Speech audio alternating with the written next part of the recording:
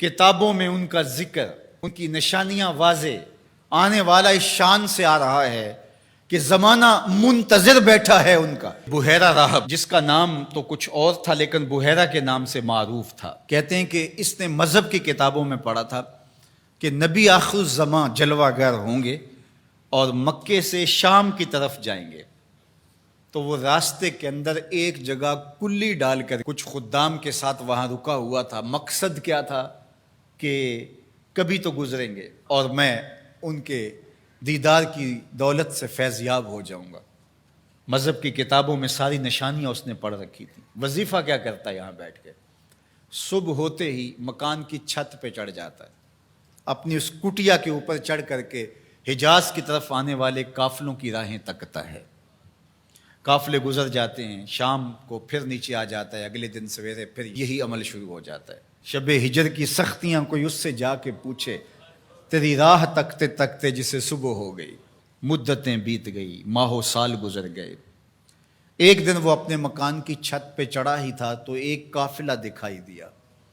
اس نے کیا منظر دیکھا کہ دائیں بائیں کے درخت سجدہ کناں ہیں۔ سمجھ گیا میرا مقصود آ گیا ہے، جس کے لیے انتظار کی گھاتیں تھیں، جس کے لیے منتظر رہا شب و روز، جس کے لیے راستے میں کلی ڈال کے بیٹھا ہوا تھا، وہ مقصود، وہ گوہر مراد آج نصیب ہونے والا ہے۔ تو جلدی سے نیچے اترتا ہے اور اپنے مصاحبوں سے کہتا ہے، جلدی جلدی اس قافلے والوں کا کھانا تیار کر دو۔ کہا کہ پہلے بھی قافلے گزرتے ہیں، یہاں رکتے بھی ہیں، آپ نے کسی کو پوچھا بھی نہیں۔ کہا بس آج کسی کی طفیل ان کو کھانا دیا جا رہا ہے۔ یہ قافلہ جب قریب پہنچا اور انہوں نے پڑاؤ کیا، اس کی کٹیا کے قریب بہت بڑا ایک درخت تھا، وہاں رک گئے۔ تو اس نے میسج بھیجا کہ آج دوپہر کا کھانا تمہارا میرے ساتھ ہوگا، آج تم میرے مہمان ہو۔ یہ بہت خوش ہوئے کہ ہم پہلے بھی گزرتے تھے، یہاں رکتے بھی تھے، اس نے کبھی پوچھا بھی نہیں تھا، آج خاص پذیرائی ہے۔ کھانے کا وقت ہوا تو وہ آیا، اور جس طرح وہ لوگوں کے مجمع میں کسی کو ڈھونڈ رہا ہو۔ حضور علیہ السلام اونٹوں کے پاس تھے، 12 سال حضور علیہ السلام کی عمر تھی، تو آقا کریم وہاں تشریف فرما تھے اور یہ سارے یہاں کھانا کھانے درخت کے نیچے بیٹھے تھے۔ میرے والد گرامی، اللہ ان کی قبر پہ کروڑوں رحمتوں کا نزول فرمائے۔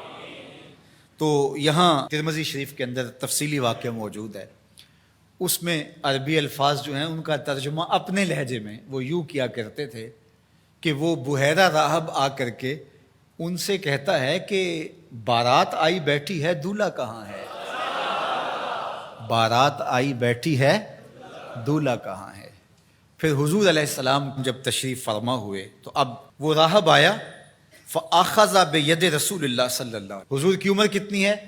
12 سال، اور حضور کا اس نے ہاتھ پکڑ لیا۔ صحیح ترمذی روایت ہے۔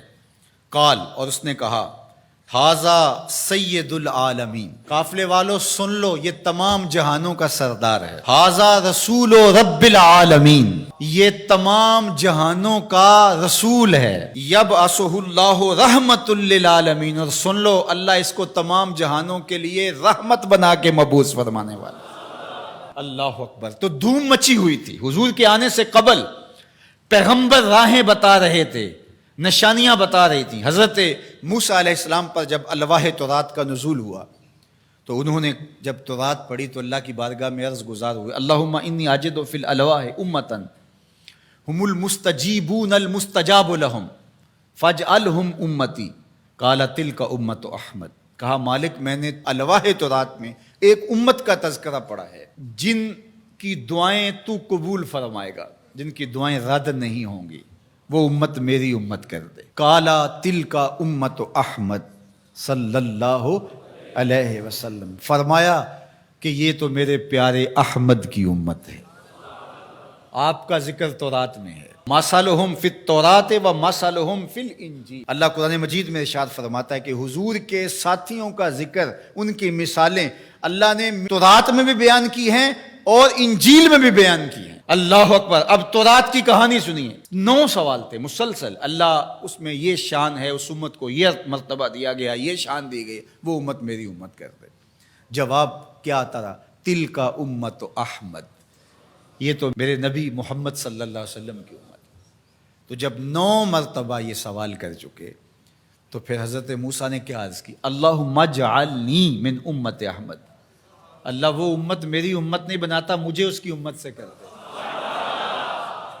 چوں بشانش نگاہ موسیٰ کرد، شدن از امتش تمنا کرد۔